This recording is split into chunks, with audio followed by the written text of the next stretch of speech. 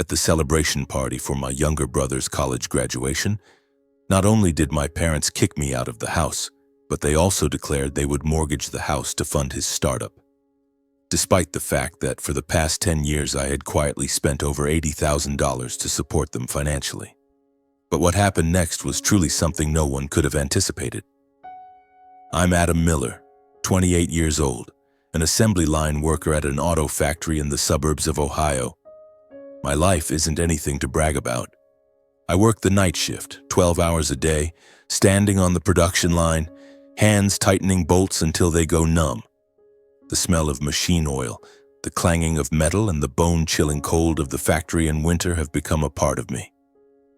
My monthly paycheck after taxes doesn't leave much to spare, but most of that money I send back to my family for utility bills, health insurance, my dad's medication, roof repairs, heating gas. I keep just enough to get by, or more accurately, to survive. I live in a small, rundown apartment that I share with Jake, a co-worker from the factory. The apartment is in an old corner of town with stained walls and windows that creak with every gust of wind. My bed is an old mattress pushed against the wall next to a chipped wooden table. Jake and I split the rent, the electric bill, and sometimes a cheap case of beer for the weekend. My meals are usually instant noodles, sausage sandwiches, or whatever's on sale at the supermarket. Clothes? All secondhand, bought from thrift stores. Once, when the sleeve of my jacket tore, I patched it with duct tape because that month's money had to go to my mom to buy medicine for my dad. Jake looked at me and shook his head. "Why do you live like this, Adam?" I gave a faint smile, not knowing how to answer. My family lives at the end of Maple Street in the suburbs of Ohio, in a 2-story wooden house, its white paint faded, the shingles speckled with moss. My dad, Robert, was an auto mechanic but retired due to chronic back pain. My mom, Susan, used to work part-time as an accountant but now stays home, tending the garden and caring for my dad. Then there's Matthew, my 23-year-old younger brother, about to graduate college with a degree in business. Matthew is my parents' pride and joy, the star of the family. He's quick-witted, charming, and always knows how to make them laugh. And me? I'm Adam, the older brother, the one my parents rely on to keep everything from falling apart. Growing up, our family lived modestly, never with much to spare. The house on Maple Street was all we had. Small, old, but it was home. The wooden floors creaked, the roof leaked, and the water heater was always breaking down. I remember evenings when my mom sat at the kitchen table holding the gas bill, her eyes red. "If we can just get through this winter," she'd say, her voice choked. My dad sat beside her, silent, gripping a cold cup of coffee. Matthew and I were young then, sharing a room with a rickety bunk bed. I liked the bottom bunk because every time Matthew climbed to the top, I'd hear him let out a relieved sigh, like he'd just conquered a mountain. Back then, we were close, like two little buddies who knew nothing of the world. But as we grew older, things changed. When I was 18, I earned a partial scholarship to a technical college. It was the first time I saw my parents look at me with pride. "Adam, you're going to make something of yourself," my dad said, clapping me on the shoulder. But then they called me home one snowy evening, the yard blanketed in white. "Adam, the family's struggling," my dad said, his voice low. "Matthew needs to go to a good school, needs opportunities. You're the older brother, you can help, right?" I looked at them, my heart heavy. Matthew was 13 then, just starting high school, and my parents called him their hope. I didn't see any other choice. I dropped out of college, got a job at the auto factory, and began the life of a factory worker. From then on, I became the family's financial backbone, though no one ever said it out loud. Every month, I sent money home for utilities, property taxes, roof maintenance, health insurance, my dad's medication, winter heating gas. I paid for it all, leaving little for myself. Over 10 years, I calculated I sent nearly $80,000. That number represents my sweat, my sleepless nights, the health I've traded away. Because of me, the house on Maple Street became more stable. The roof was replaced, the walls repainted, the water heater stopped breaking down. My dad bought a flat-screen TV, my mom got flower pots to decorate the yard. Matthew was fully supported, college tuition, a nice dorm, designer clothes, parties. My parents stopped frowning when bills arrived. But me? I still lived in a rundown apartment, still wore torn clothes, still ate instant noodles. I'm not jealous of Matthew, honestly, I just wanted my family to be okay. But sometimes I wondered, do they see me? Do they see Adam hunched over in the factory, living in hardship so they could be comfortable? I remember one time when I came home for dinner, Matthew showed off his new sneakers, $200. Nice, right, Adam? He asked, his eyes sparkling. I nodded, giving a faint smile. Those sneakers were worth my entire month's food budget. My mom looked at Matthew, beaming. My boy's so stylish, she said. I sat there, eating cold cuts, thinking about my duct-taped shoes. No one asked if I was okay, if I was tired. I got used to it. But there were moments that stung, like when I was 16 and won second place in a statewide science competition. I brought the trophy home, excited to show my parents. They nodded, said, "Good job, Adam," then turned to ask Matthew about his school play. Matthew had a minor role, nothing big, but that night they threw a party, inviting the neighbors. I stood in the corner holding my trophy, feeling invisible. From childhood, Matthew was the hope, the star. I was the older brother, the one who had to step aside, to sacrifice. My parents aren't cruel, not intentionally, but they have a way of making me feel like I'm just a tool, a money machine. I didn't blame them, not at first. I loved them, I wanted them to be happy. But as time went on, I grew tired. Tired from sleepless nights, tired from the money I earned through sweat, tired from the feeling that no one saw how I was living. I kept working, kept sending money, kept living frugally. I thought as long as my family was okay, I'd be okay. But deep down, a wound was growing, silently, one I didn't even dare face. Then that day came, the day everything inside me broke, the day of Matthew's graduation party. The party took place on a Saturday evening in the backyard of the Maple Street house. Strings of twinkling lights were strung up, the wooden table was covered with a white cloth, and the mouth-watering smell of grilled meat filled the air.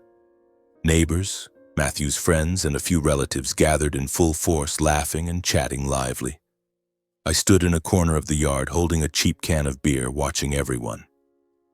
Matthew, the center of the party, was dressed in a crisp white shirt, his hair neatly styled, telling some story that made his friends burst into laughter. My mom, wearing a new floral dress, bustled back and forth, her smile as bright as if it were her wedding day. My dad, standing by the grill, slapped the shoulders of old friends, his voice hearty. Looking at my family at that moment, anyone would think we were happy. But I felt like an outsider standing beyond the glow of the lights. In the shadows of the very house I'd poured my sweat into keeping afloat. I was wearing an old frayed collared shirt and my duct-taped shoes. I didn't even want to come, but my mom called 3 times saying, "Adam, this is Matthew's big day. You have to be here." I drove from my rundown apartment thinking I'd just sit for a couple of hours, force a few smiles, and leave. But when I stepped into the yard and saw everyone so jubilant, saw Matthew being celebrated, a heavy feeling pressed down on my chest. I tried to swallow it like I had so many times before. The party was in full swing when my dad raised his wine glass, lightly tapping it to get everyone's attention. "Today is a special day," he said, his voice booming, his eyes shining. "My son Matthew has graduated college. He's not just the pride of Susan and me, but the future of the Miller family." The yard erupted in applause. Matthew stood up, bowing in thanks, his smile radiant. I looked at him, thinking of the years he lived lavishly in his dorm, partying while I slaved away in the factory. I tried to smile, but my lips felt stiff. Then my dad continued, and his next words hit me like a knife to the heart. "To celebrate our boy, Susan and I have decided to mortgage this house to help Matthew start a fashion shop. He's got big ideas, and we believe this is an investment in the future." The yard buzzed with excitement, more clapping, a few whistles. Matthew hugged my dad, then my mom, grinning ear to ear. My mom wiped away tears, saying, "We're so proud of you, Matthew." I stood there, the beer can in my hand ice cold as if the blood in my veins had stopped flowing. Mortgage the house? The Maple Street house? The one I'd poured $80,000 of my sweat into over 10 years to keep standing. Utility bills, property taxes, roof repairs, insurance, medication, all of it came from me. And now they were mortgaging it without a single word to me to fund Matthew's fashion shop. I looked at my dad, my mom, Matthew, hoping someone would turn to me, explain, or at least acknowledge what I'd done for this house. But no. They laughed, they hugged, they basked in the glow of the lights and applause. Anger surged inside me like a fire igniting from smoldering ashes. I didn't want to make a scene, didn't want to ruin the party, but I couldn't stand there silently anymore. I stepped forward, my voice trembling but clear. Mortgage the house? Are you serious? Without even asking me? The yard fell silent. My dad turned, frowning. Adam, what are you talking about? This is Matthew's party. My mom looked at me, her expression half surprised, half annoyed.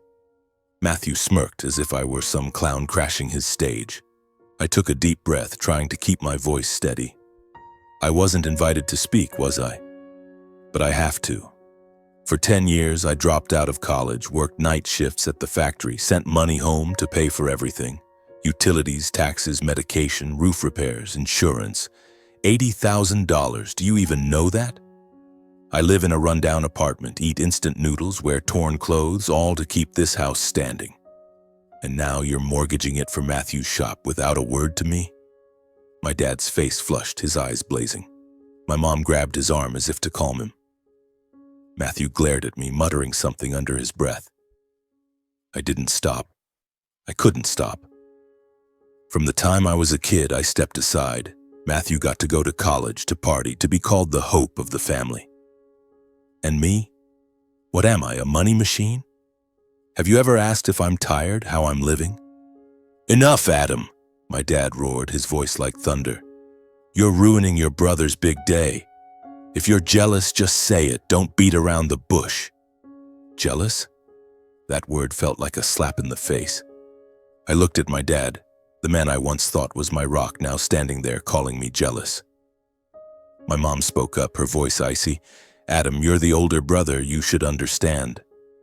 Matthew has potential. He needs this opportunity. You can't be so selfish. I laughed, but it was a bitter, hollow laugh. Selfish? I'm selfish for giving up my dreams, for working myself to exhaustion to support this family? I'm selfish for never asking for anything for myself? I turned to Matthew, who stood there, arms crossed, his expression smug. And you, Matthew, you think you deserve this house? Do you even know who kept it standing? Matthew shrugged, his tone dripping with sarcasm. Adam, don't make a scene. You're a factory worker. What's the big deal? I have ideas, I have vision. You're just jealous because I'm successful, aren't you? His words were like pouring fuel on a fire. I gripped the beer can tightly, wanting to hurl it to the ground, but I held back. I didn't want to become the out-of-control fool in front of everyone. I looked at my parents, waiting for an explanation, an apology, anything, but my dad just pointed toward the gate. If you want to cause trouble, then leave. Don't ruin Matthew's day. My mom nodded, her eyes cold. Adam, you're such a disappointment.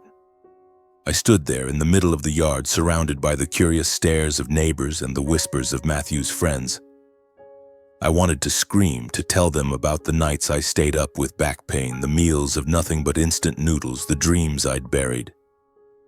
But I didn't say another word.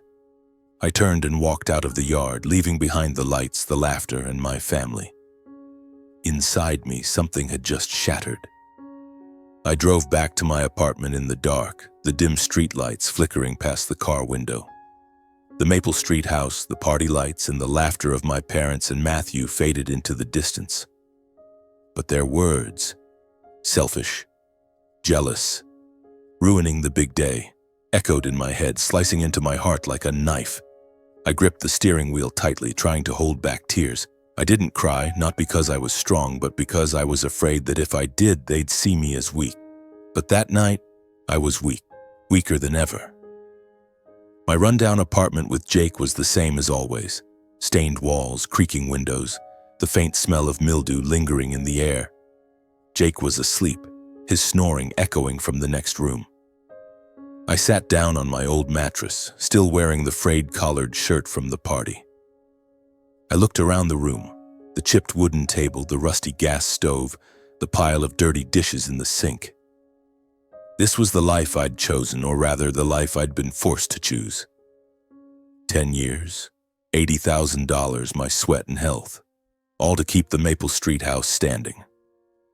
And now, they were mortgaging it, without a word to me, to fund Matthew's fashion shop. I let out a dry, bitter laugh. A fashion shop. Matthew, my little brother, who'd never done a day of hard labor, who'd never known how much a winter gas bill cost, was now called an investment in the future. I couldn't sleep that night. I lay on the mattress, staring at the cracked ceiling, and memories flooded back like an old movie I didn't want to watch again. I remembered when I was 15, working part-time at a nearby grocery store, stocking shelves and mopping floors to save up for a bicycle. It was a blue bike with a shiny steel frame displayed in the shop window I passed every day on my way home. I dreamed of riding it through the suburban streets, the wind blowing across my face free. I saved every penny, stashing it in a tin box under my bed. After 6 months, I had enough. I told my mom, my eyes sparkling, "I'm going to buy the bike, Mom."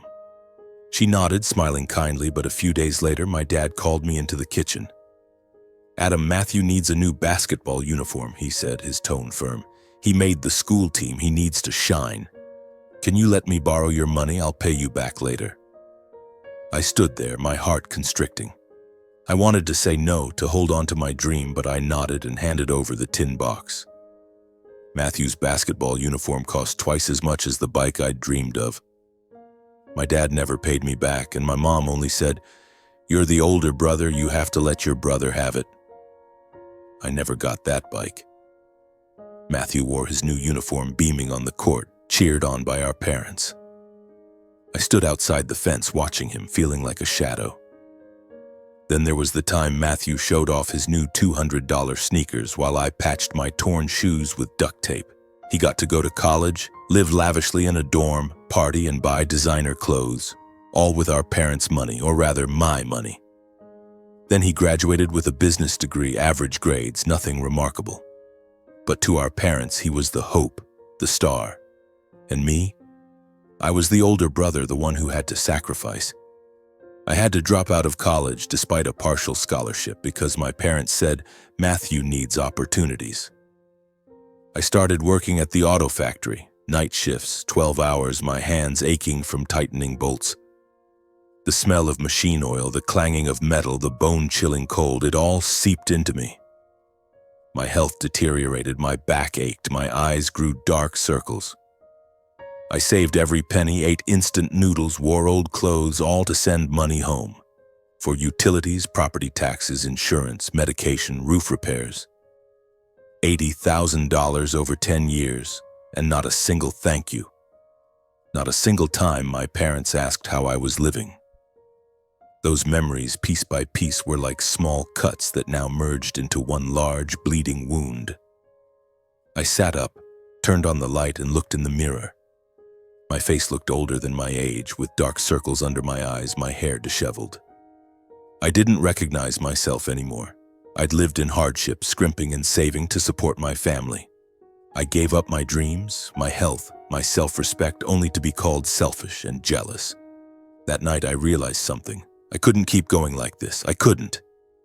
The next morning I called the bank to check my account. I'd been sending money home regularly every month like a machine.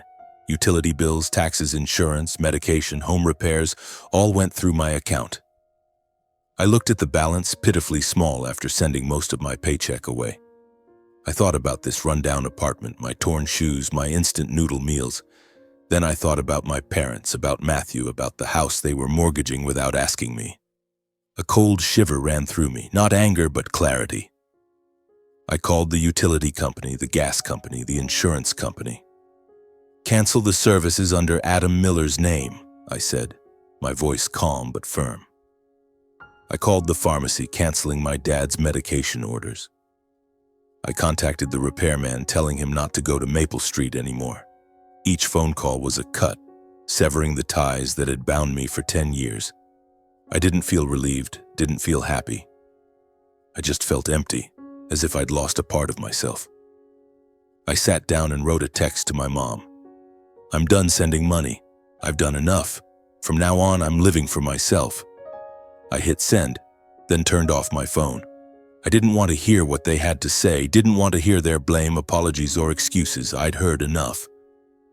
That night, I lay on my mattress, staring at the ceiling. For the first time in 10 years, I didn't think about bills, medication, or roof repairs. I thought about myself, about Adam, the person who'd forgotten who he was. I didn't know what the future held, but I knew one thing. I wouldn't live in hardship for my family anymore. Never again. 2 months after the party, my life began to change, even if just a little. I no longer sent money home, no longer checked utility bills or worried about my dad's medication. For the first time in 10 years, my paycheck was mine. I bought a new pair of shoes, ones that weren't torn or patched with duct tape. I ate a proper meal, steak and mashed potatoes instead of instant noodles. I even started saving a small amount, vaguely thinking about going back to school, though I didn't know where to start. But the biggest change wasn't the money. It was the sense of relief. I no longer carried that invisible burden on my shoulders, no longer felt like my family's money machine. My rundown apartment with Jake was still the same, stained walls, creaking windows, but I started to see it as home, not just a place to crash. Jake noticed the change. "You're smiling more, Adam," he said, taking a sip of beer. I just nodded, not mentioning anything about my family. I didn't want to bring it up, didn't want to remember my mom's cold stare, my dad's shouting, or Matthew's mocking smile. I had cut the ties that bound me to them, and I wanted to believe I'd be okay. But my family didn't let me stay at peace for long. One evening, after coming home exhausted from a night shift, my phone buzzed. It was my mom's number.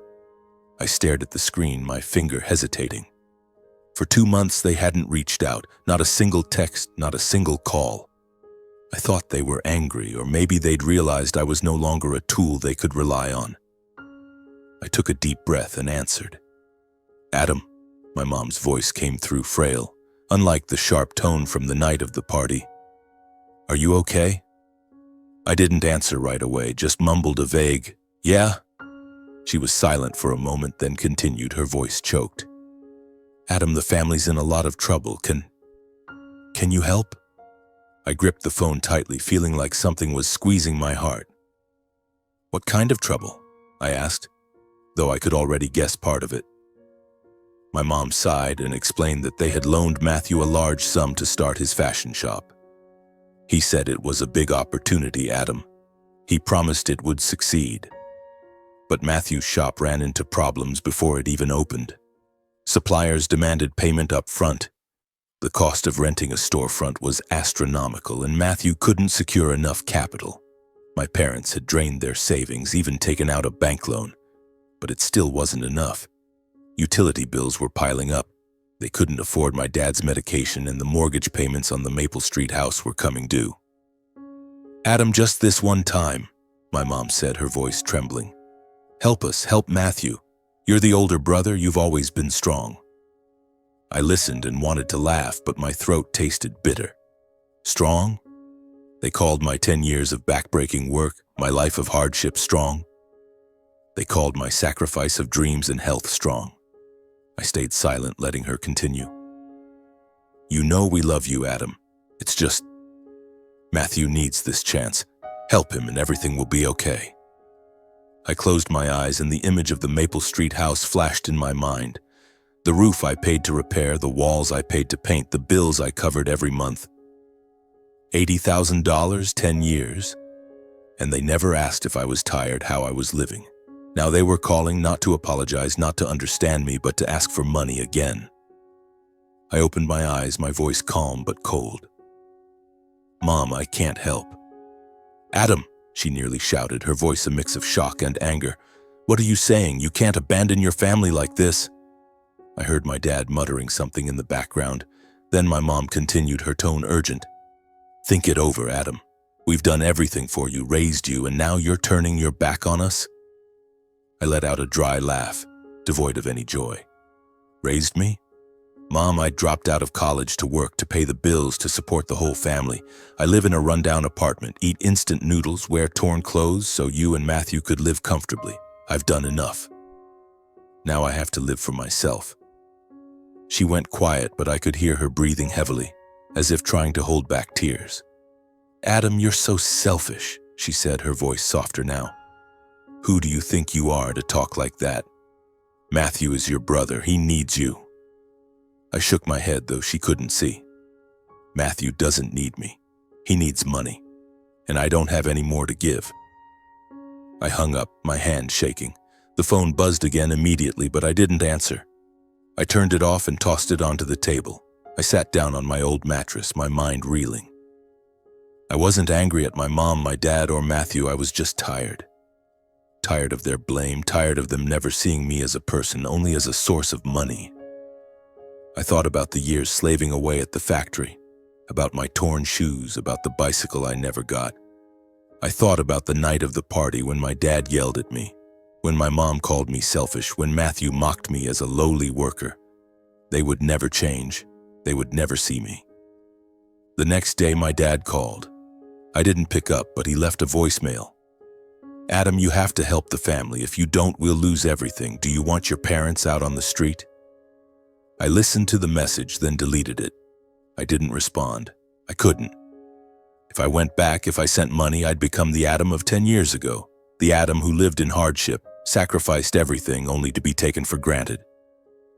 I stood up and looked out the window. The suburban Ohio streets were quiet, golden leaves falling gently. I thought about myself, about what I wanted.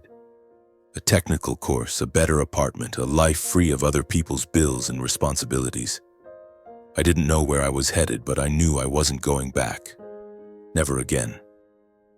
6 months after I hung up on my mom, my life began to take on some color. Not the vibrant hues of a movie, but soft shades. Enough to make me feel like I was living, not just surviving.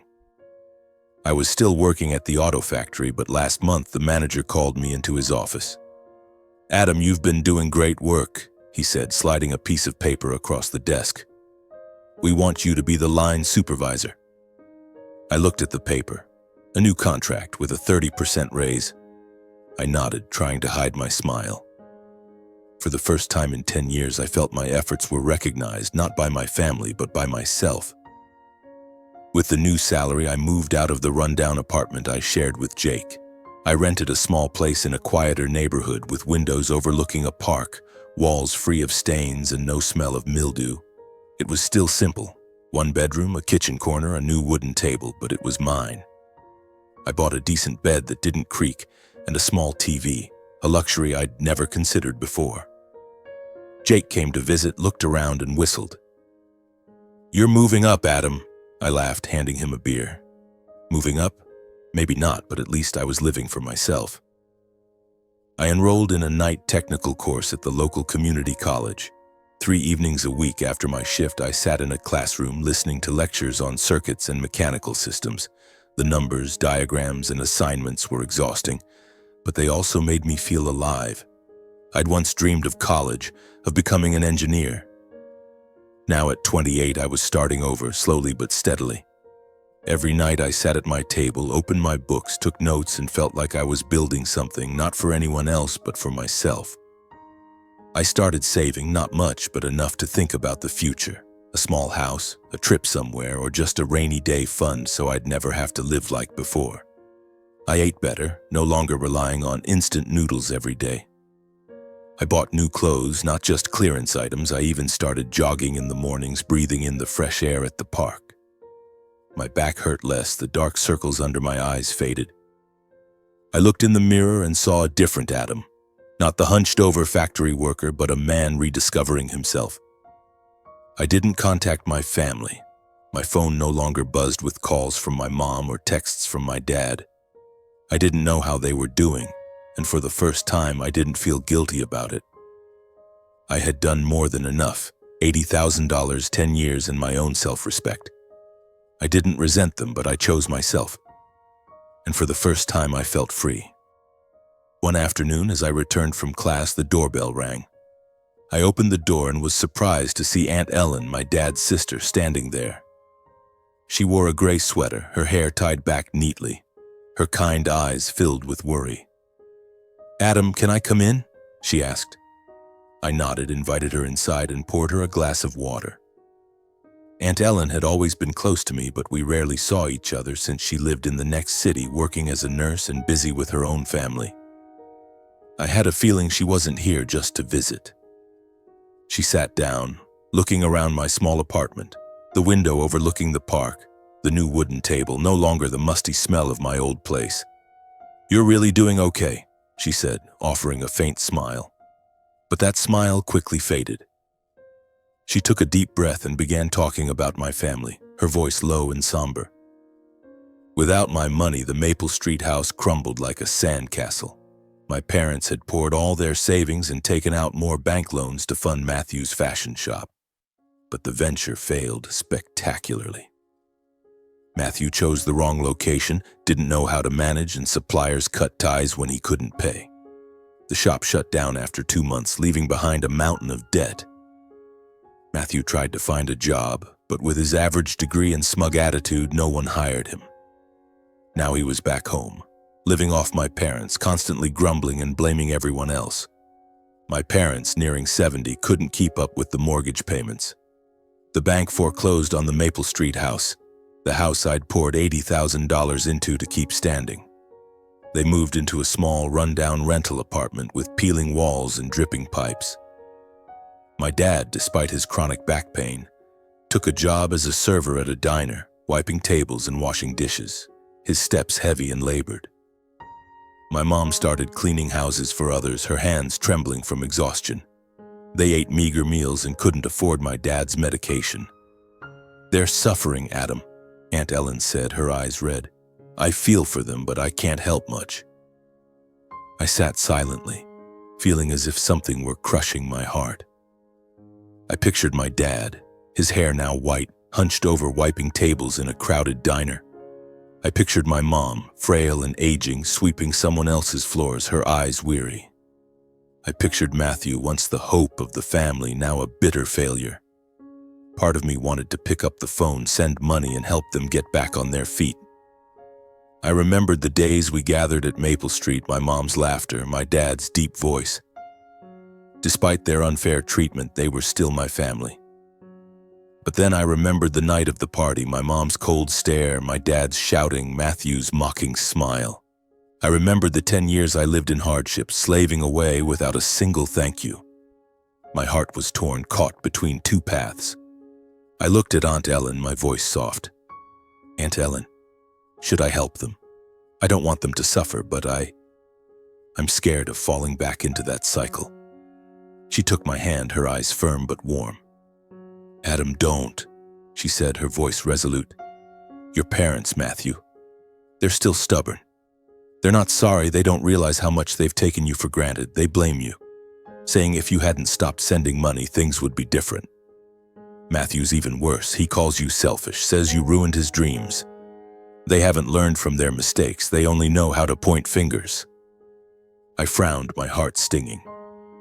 "They still blame me?" She nodded, sighing. "Yes. I talked to them, tried to make them see how much you've sacrificed, but they wouldn't listen. They only see you as the reason everything fell apart."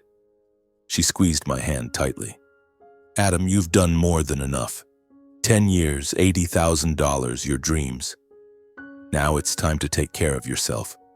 Build your life, like you're doing now. When your parents and Matthew learn their lesson, when they realize how they've wronged you, then you can decide what's next. But for now, don't go back." I nodded, my eyes stinging. Her words cleared the fog in my mind. I wasn't angry at my parents or Matthew, but I couldn't keep sacrificing for people who didn't value me. She stood up and hugged me. "I'm proud of you, Adam," she said, then left. I stood by the window watching golden leaves fall in the park outside. I thought about my parents, about Matthew, about the Maple Street house that was no longer theirs. Part of me felt sorrow, but a larger part felt relief. I had chosen myself, and this time I wouldn't turn back. 1 year after I walked away from the party on Maple Street, I stood at the new construction site of the auto factory, where the assembly line was being upgraded. I wore a safety jacket, a hard hat, and held a checklist in my hand. As a supervisor, I no longer tightened bolts or worked 12-hour night shifts. I oversaw, coordinated, and ensured everything ran smoothly. The roar of machinery, the familiar smell of machine oil, they were still there, but they no longer felt suffocating. I saw myself as part of a larger machine, not the one being drained, but the one steering, the one building. My life now consisted of steady steps forward. My small apartment in the suburbs of Ohio with its window overlooking the park had truly become home. I hung a painting on the wall, a simple scene of a road lined with golden leaves bringing me a sense of peace. I completed the technical course at the community college, earning a certificate, and was now considering further studies to become an engineer. Every evening I sat at my table, opened my books, took notes, and felt like I was constructing something. Not for anyone else, but for myself. I'd saved a modest amount, not much, but enough to dream of a small house in the future or a trip somewhere where I could stand under an open sky and breathe freely. I hadn't contacted my parents or Matthew. After my conversation with Aunt Ellen, I received no further news from them. She mentioned they were still struggling, my parents working odd jobs. Matthew unemployed and bitter. Part of me felt sorrow, but a larger part felt at peace. I had done more than enough, $80,000, 10 years, and my own dreams. They didn't see my worth, didn't show remorse, and I learned that I couldn't change them. I could only change myself, and I thought a lot about justice, about success, about what I once craved. As a kid, I thought justice meant my parents treating me fairly, seeing me the way they saw Matthew. I thought success meant their recognition, being called their pride. But now, standing at the construction site, I realized justice didn't come from others. It came from within, from how I lived, how I rose above my wounds. Success wasn't my parents' proud looks, but the apartment I rented on my own, the certificate I earned through my own efforts, the shoes I bought without needing to patch with duct tape. Justice and success, it turned out, were the bricks I laid day by day to build my own structure, a life rooted in self-respect and resilience. I didn't resent my parents or Matthew. They were my family, and a part of me still loved them, though it was a distant love, no longer painful. I remembered the days we gathered at Maple Street. My mom's laughter, my dad's deep voice, Matthew's mischievous grin when we shared a bunk bed. But I also remembered the sleepless nights, the instant noodle meals, the times I felt invisible. I forgave them, not because they deserved it, but because I wanted to feel lighter. Forgiving didn't mean going back, didn't mean continuing to sacrifice.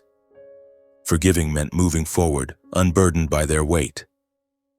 One morning I stood at the construction site watching the assembly line in action. Robotic arms moved in rhythm, each component fitting together to form a complete car. I smiled, thinking about my own life. I had built my own structure, not perfect, not glamorous, but solid. Each day I added another brick, a new lesson, a new goal, a new piece of pride. I didn't need anyone's approval, didn't need a pat on the shoulder. I knew who I was, and that was enough. I walked out of the construction site, the autumn sun warming my face. Golden leaves fell gently on the road like fragments of old memories. I took a deep breath, savoring the crisp air. Somewhere inside me, the 15-year-old Adam who once dreamed of a blue bicycle was smiling. I never got that bicycle, but I had something greater. A life I built myself, a journey I chose myself. And this time, I wouldn't stop.